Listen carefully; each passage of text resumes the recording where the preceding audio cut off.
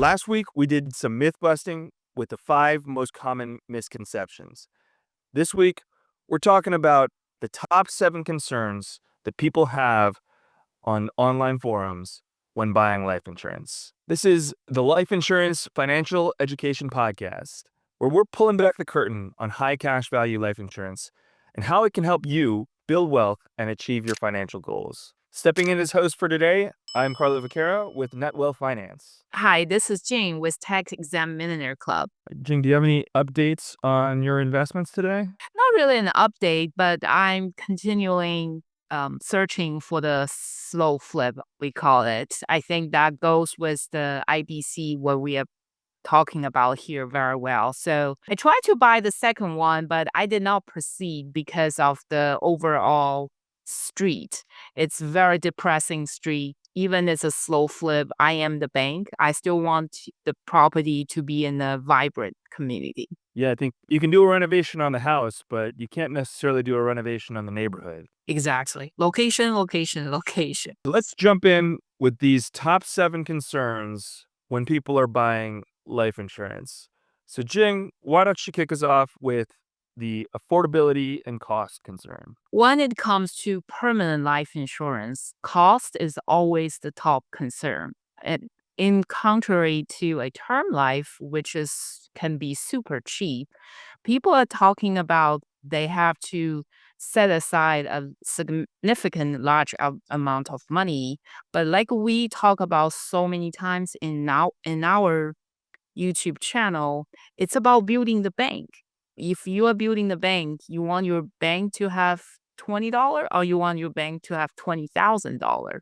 So the affordability and the cost are two big concerns. But for what we want to advocate people do, that's not an issue. We want our bank, we want to build our bank to have a large significant cash value, which we can do our investment. Yes, and I would just add that when we talk about affordability, when we design and properly design these policies with the term blends that we do to minimize those commissions, it does drastically reduce the overall commitment. Oftentimes, the or the minimum amount of premium is like 1/5 or even less than that of what you would have in a poorly designed policy.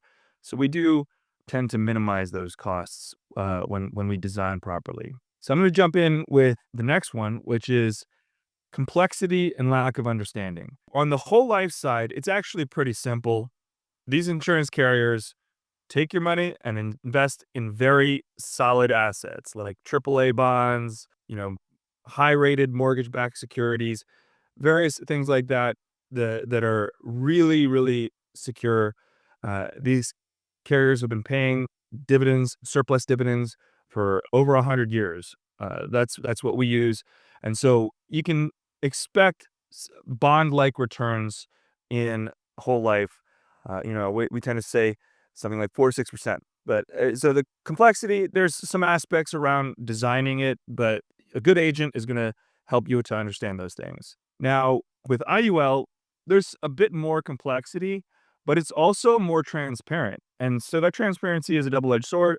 Again, a good agent or a good business, life insurance business, will be able to explain these things to you so that you can understand some of the things like participation rates, cap rates, spreads. There's a lot of those things that took me a little bit of a long time to understand those as well. But when you have a good agent that can explain those things to you, it's not too complicated. And you honestly don't have to worry about that aspect too much. You mostly want to think about what are the indexing strategies that you have available, and do you want to use them? What are the loan structures? So there is some complexity to these things, but realistically, it is not overly complicated. And regarding tax rules, generally speaking, with life insurance, you're going to pay taxes on funds you've already paid taxes on funds that are going into the life insurance. So you have some tax benefits when you borrow against your policy or when you access up to your premiums paid in or your cost basis. All of these things, a good agent, a good life insurance business will be able to explain these things to you. And we have content on this. Myself, I have content on this on my YouTube channel. James also has content on this. So if you want to understand some of the mechanics of these things, we have great content on that. Next is trust and agent motives. Jing, tell us a little bit more about that. So there's a widespread skepticism which exists regarding to the advice you get from those commission-based agent like us, which people is thinking, oh, okay, if you want to sell me anything, right, you probably want to sell me the most expensive one, and then you can get higher commission. The truth is, the commission is not paid by that particular policy. Of course, it's based on that policy. But for an agent, like what we are trying to advocate here, we are trying to minimize our agent commission so you can have a significant amount of cash build up in your whole life or IUL. So although there is the trust issue, that's why you have to talk to multiple agents and see who has that trust you really want to establish with and who gave you the best illustration of that particular product you're trying to buy. Also, this is a long-term relationship. It's not a one-time sale. This agent sells you policy, and then that person you have nowhere to find that person. That's probably the worst situation you want to be in. So that's some skepticism about the trust and agent-based commission.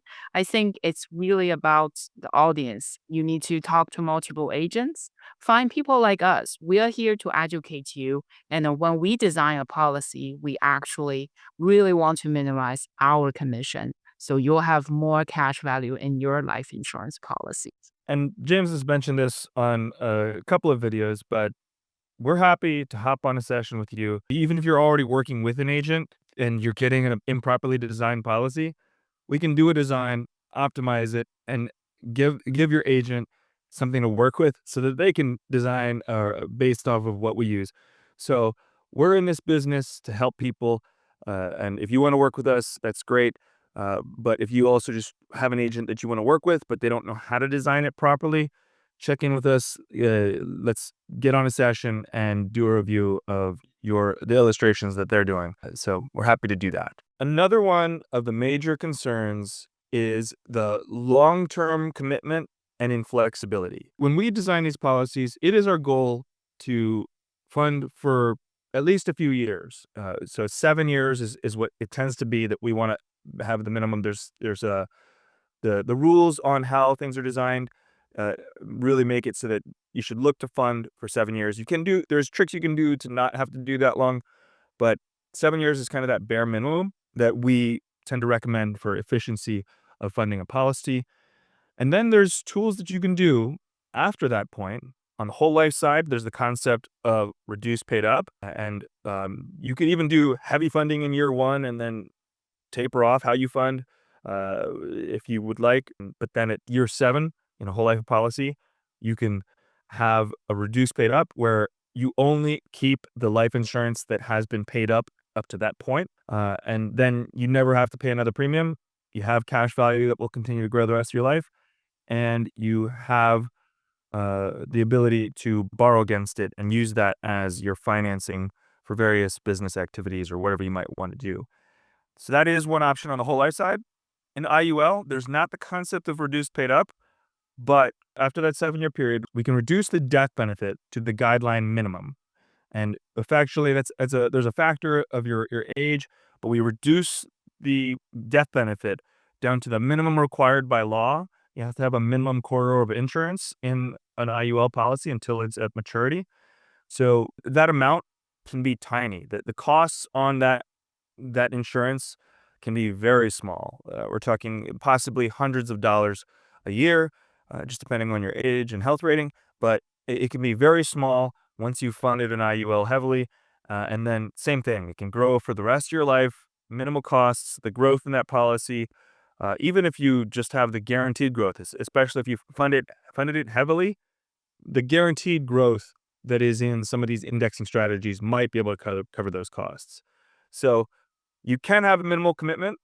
It's not my preference. I actually love funding my policies. I intend to fund my policies probably right up until retirement age, maybe even slightly after, depending on how the circumstances are. So I want to fund my policies as long as it's efficient for me getting in funds to that policy. Once you get too old, then it does become less efficient for the money going in. But long-term commitment, it is the goal in my own mind, but it doesn't have to be if you don't want it to be. The next major concern is performance disappointment.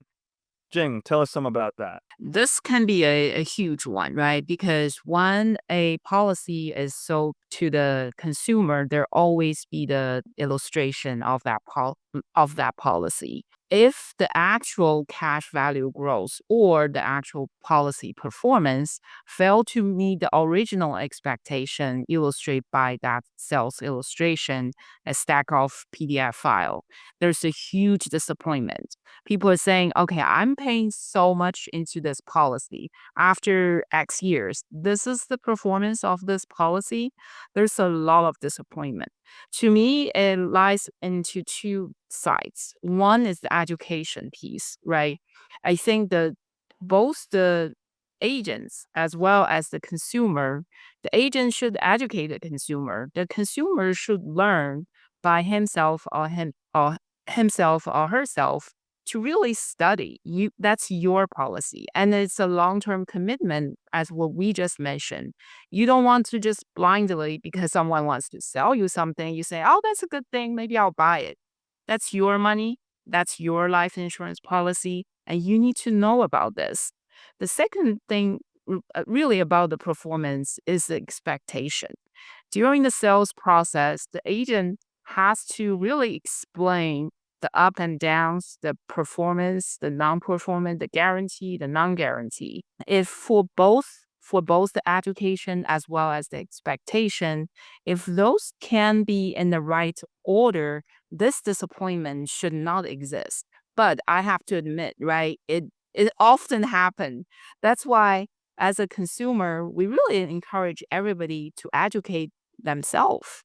So we really encourage everyone to educate himself or herself so you know what you're buying into. What's your commitment? Why you're buying this? What's the purpose? How you want to pass it down to your heirs? So this all correlated. Yes, the very likely scenario is that your actual performance is not going to match the illustration exactly. So, in my own whole life policy, it's pretty close. Like my whole life policy is pretty closely tracking my original illustrations. And I think it might actually end up outperforming it because the interest rate environment wasn't as favorable when I got that. But that's great. And on the IUL side, things are pretty close, probably to what were illustrated, but it's the numbers are different because that is a reality. It's not going to exactly track it, especially on the IUL side. It's a little bit. I would tend to hope for outperforming the illustrations, at least the way that we tend to want to conservatively illustrate. So I think in the end, my IUL will outperform it.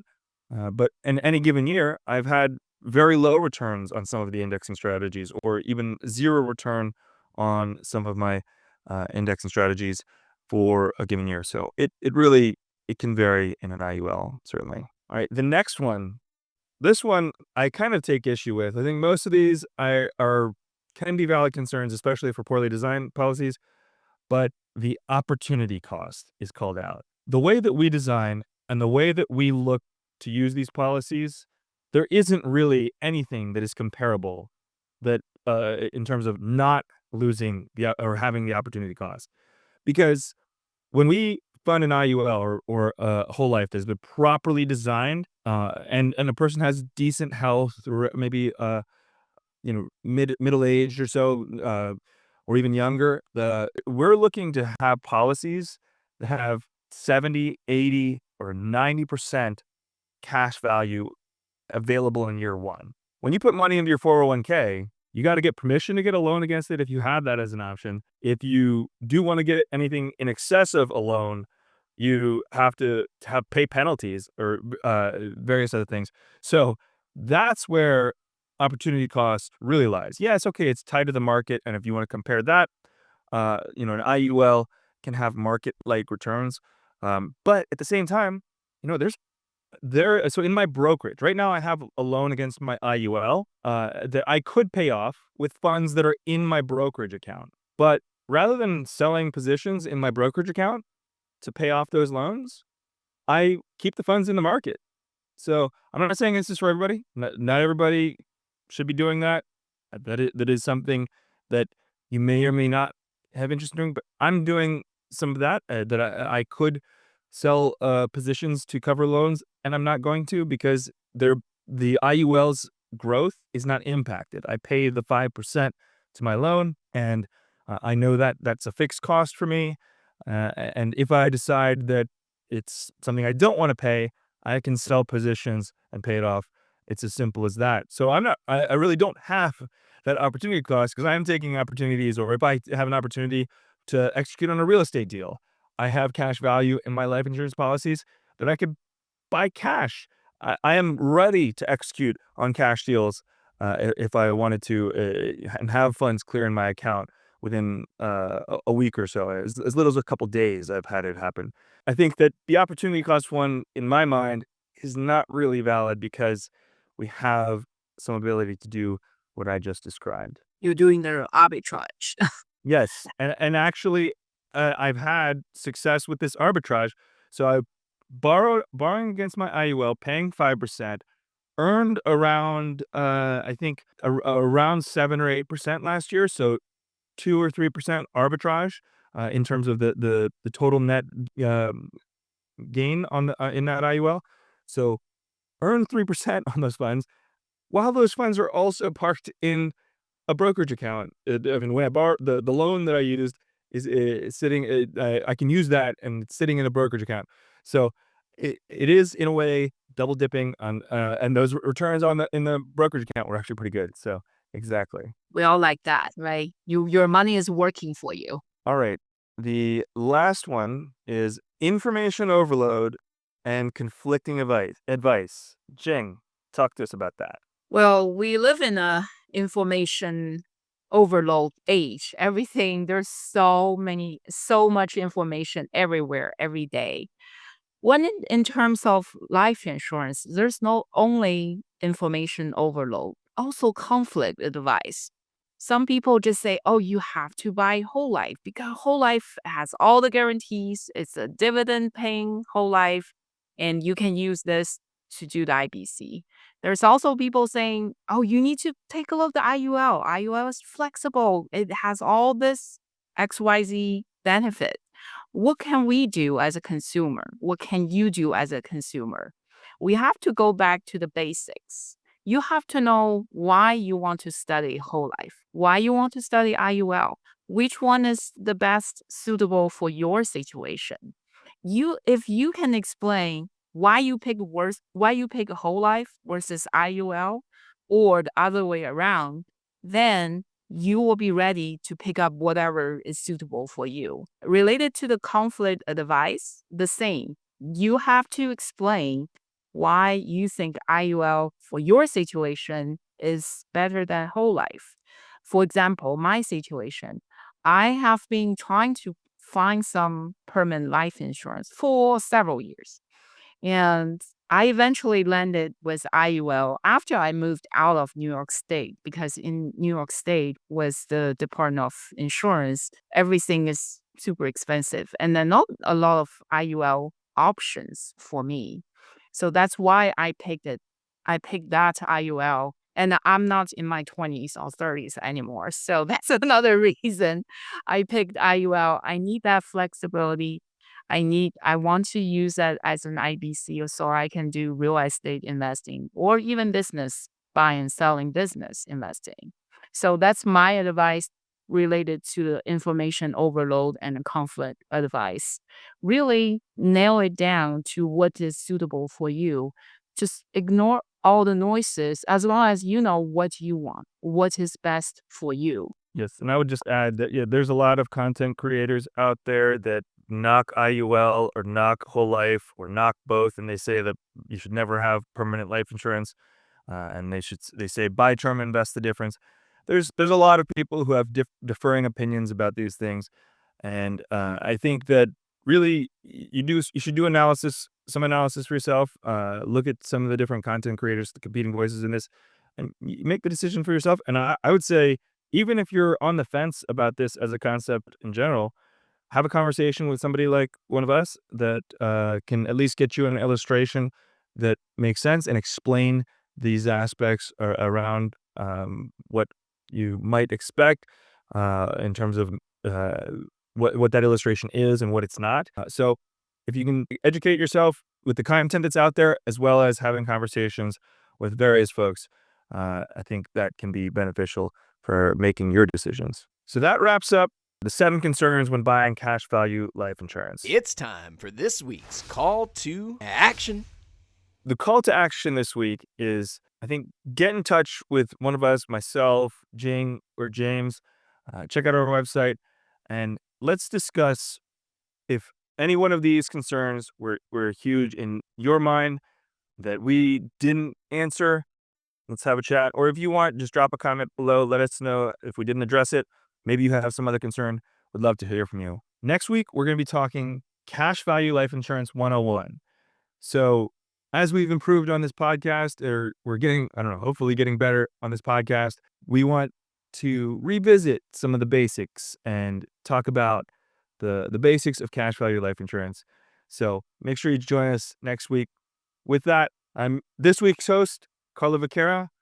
You can find me at netwealthfinance.com or on YouTube at netwealthfinance, and we'll work with life insurance clients across the country. And my name is Jing, your host of Tax Exempt Millionaire Club, a school. One second. A school community, SKOOL. You can scan the QR code to join that community. I'm also an independent life insurance agent licensed in multiple states. I look forward to connecting with you and talking to you about IBCs and my experience utilizing IBC.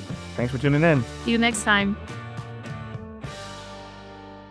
The next 20 seconds determine your future. Subscribe, meet with us, or continue educating yourself with these videos right over here.